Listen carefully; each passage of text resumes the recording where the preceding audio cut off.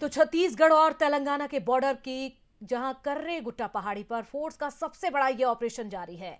धूप चुभ रही है, जमीन तप रही है, लेकिन काली चट्टानों पर जवानों का हौसला और भी गर्म है। नक्सलियों की जड़ें उखाड़ने निकले हैं जवान, पूरी मुस्तैदी के साथ डटे हुए हैं। पिछले 4 दिनों से जवानों और नक्सलियों के बीच में लुका छुपी का खेल चल रहा है। ग्राउंड जीरो से बंसल न्यूज की रिपोर्ट देखिए।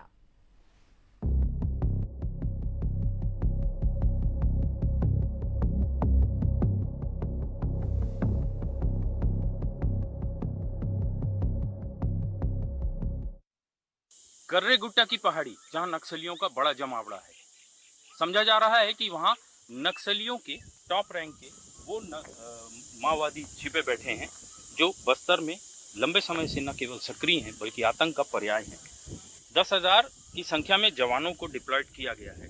एसटीएफ और डीआरजी, सीआरपीएफ, कोबरा और इसके अलावा महाराष्ट्र की प्रशिक्षित C60 जवानों की फोर्स।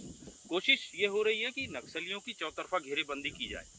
अब आप ये सोच रहे होंगे कि पिछले 3-4 दिनों से लगातार ये खबर आ रही है कि नक्सलियों की घेरेबंदी चल रही है। मैं आपको बताऊं, वो सामने जो आप पहाड़ियों की श्रृंखला देख रहे हैं वो न केवल लंबी चौड़ी है बल्कि बहुत विषम भौगोलिक परिस्थिति वाली है। खड़ी चढ़ाई है, गर्मियों का दिन है, पेड़ पौधे पूरी तरीके से सूख चुके हैं। ऐसे में जवान डिहाइड्रेट हो रहे हैं। 15 जवान जो है उन्हें वेंकटापुरम में इलाज के लिए भर्ती करवाया गया है। डिहाइड्रेशन की वजह से जवानों की तबीयत बिगड़ गई है। चिलचिलाती धूप, 44 डिग्री का तापमान, ये बताने के लिए काफ़ी है कि ऐसे इलाके में लगातार 3-4 दिनों तक दिन भर कड़ी धूप में आसान नहीं होता ऑपरेशन करना। और वो तब जब आपको न केवल शारीरिक तौर पे बल्कि मानसिक तौर पे भी बहुत तैयार रहने की ज़रूरत है। आपकी एक गलती न केवल जानलेवा साबित हो सकती है बल्कि पूरे ऑपरेशन को फेल करने के लिए पर्याप्त मानी जाएगी। ऐसे में जवानों के सामने कई चुनौतियां हैं। 10 दिन पहले जो एक नक्सलियों का पत्र जारी हुआ था उसमें यह बताया गया था कि कर्रे गुट्टा की पहाड़ी पर ग्रामीण न जाएं, वहां पर्याप्त संख्या में माओवादियों ने लैंडमाइंस प्लांट की हुई है। ऐसे में जवानों के सामने दोहरी चुनौती थी। पहले उन लैंडमाइंस को डिफ्यूज करना और उसके बाद आगे बढ़ना, यानी कि पूरा रास्ता क्लियर करने के साथ, ताकि नुकसान जो है वो कम से कम हो सके। इसके आगे पुजारी कांकेर 4 किलोमीटर आगे, मैं आपको इसके बाद वहां ले चलूंगा। मैं आपको बताऊंगा किस तरीके से वहां से पूरा ऑपरेशन लॉन्च किया गया था और नक्सलियों की चौतरफा घेरेबंदी किस तरीके से हुई।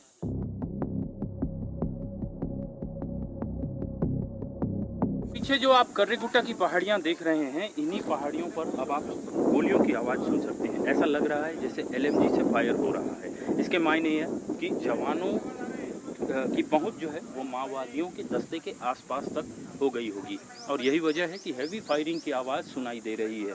ऐसा लग रहा है जैसे बहुत दूर में, करीब करीब 1.5 से 2 किलोमीटर दूर से फायर खोला गया है।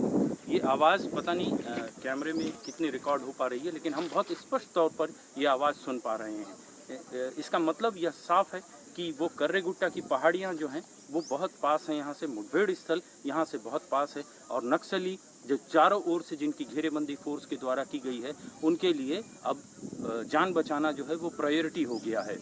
दरअसल पहाड़ की जो चोटी है वो लगभग 5 किलोमीटर के एरिया में फैली बताई जा रही है। ऐसे में जवानों को डिस्ट्रैक्ट करने के लिए नक्सली छोटे छोटे ट्रूप्स में बट करके इधर उधर भागते हुए उन्हें डिस्ट्रैक्ट करने की कोशिश कर रहे हैं। साथ ही ये भी कोशिश हो रही है कि बार से देवा और इसके अलावा माड़वी हिड़मा जैसे बड़े जो नक्सली यहाँ पर फंसे हुए हैं उन्हें निकलने का रास्ता दिया जा सके। इस वक्त हम पुजारी कांकेर से 2 किलोमीटर दूर मौजूद हैं। यहाँ से ये जो सड़क जा रही है ये जवानों ने अपनी सहूलियत के लिए बनाई है। कच्ची सड़क है लेकिन जवानों के काम आ रही है। आप देख सकते हैं सीआरपीएफ के ऑफिशियल्स यहाँ खड़े हैं। जो असिस्टेंट कमांडेंट है रमेश, उनका कहना ये है कि हम आपको इससे आगे जाने की अनुमति नहीं देंगे।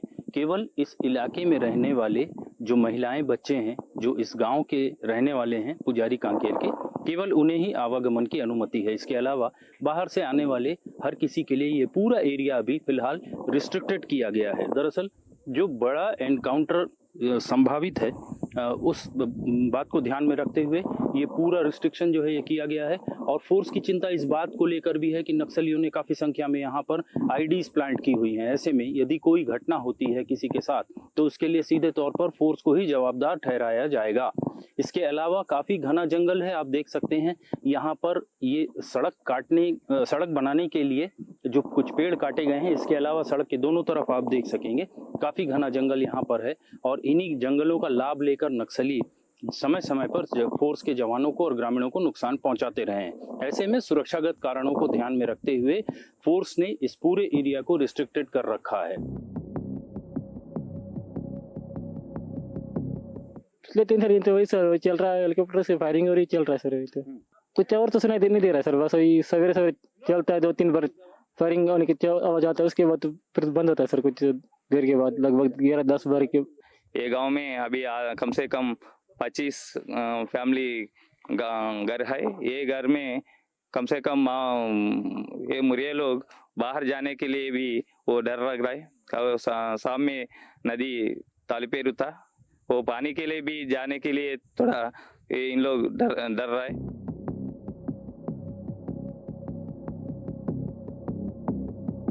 तेलुगु का शब्द कर्रेगुट्टा, इसका मतलब है ब्लैक फॉरेस्ट। नक्सली आखिर यहाँ इतनी संख्या में एकत्रित क्यों हुए थे? बस्तर में नक्सलवाद के इतिहास को अगर खंगाला जाए तो पता चलता है कि जब नक्सलियों की बस्तर में सल्तनत चलती थी तब भी इतनी संख्या में एक साथ एक जगह पर नक्सली कभी एकत्रित नहीं होते थे।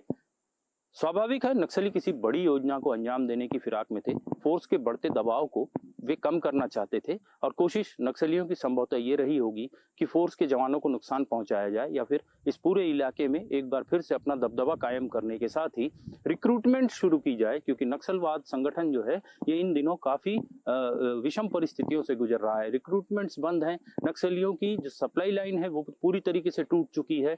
इस पूरी बात को ध्यान में रखते हुए संभव है कि नक्सली किसी बड़ी योजना को लेकर के यहाँ एकत्रित हुए थे, क्योंकि जो कर्णधार हैं नक्सल संगठन के लिए दशा दिशा तय करने वाले लोग हैं, वे सारे लोग भी यहाँ मौजूद थे। अब फोर्स के जाल में फंस चुके हैं। फोर्स चौतरफा घेरेबंदी कर रही है। कुछ ही समय बाद ये पता चल जाएगा कि नक्सलियों को जो यहाँ इकट्ठा हैं उन्हें किस तरीके का नुकसान पहुंचा है। कैमरा पर्सन गोविंद के साथ Rajat Vajpayee, Bansal news, ground zero.